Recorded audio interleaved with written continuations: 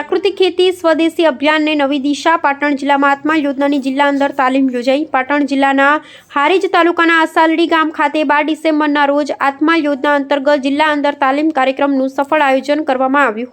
તાલીમની શરૂઆત ઠાકોર પોપટજીના શાબ્દિક સ્વાગતથી થઈ હતી, જેમાં ઉપસ્થિત અધિકારીઓ તથા ખેડૂત ભાઈઓ બહેનોનું હાર્દિક આવકાર કરવામાં આવ્યું. આ કાર્યક્રમમાં આત્મા યોજનાના ડેપ્યુટી પ્રોજેક્ટ ડિરેક્ટર શ્રી ચિરાગભાઈ દેસાઈ હાજર રહ્યા હતા અને તેમણે પ્રાકૃતિક ખેતી સ્વદેશી અભિયાન તેમજ ખેડૂતોને ટકાઉ કૃષિ તરફ વળાવવા અંગે માર્ગદર્શન આપ્યું. દાંતીવાડા કૃષિ યુનિવર્સિટી અળિયા કૃષિ સંશોધન કેન્દ્રના રિસર્ચ ફેલો શ્રી હર્ષ પટેલ દ્વારા જમીન વિજ્ઞાન, રવિ પાકોમાં દિવેલાની ખેતી તથા જમીન લેબોરેટરીની સેવાઓ અંગે વિસ્તૃત માહિતી આપવામાં આવી.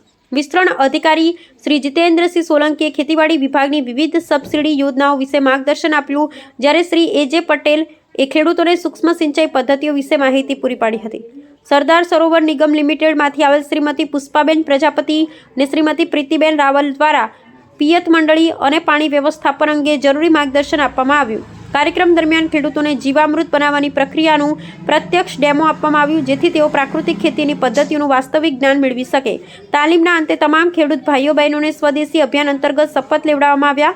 આ સમગ્ર તાલીમ કાર્યક્રમનું સંચાલન આત્મા હારીજના બીટીએમ શ્રી સુહિત કુમાર તથા એટીએમએ ઓફિસર શ્રી નીરવ ચૌધરી દ્વારા સફળતાપૂર્વક કરવામાં આવ્યું. અહેવાલ રામજીભાઈ રાયગોર.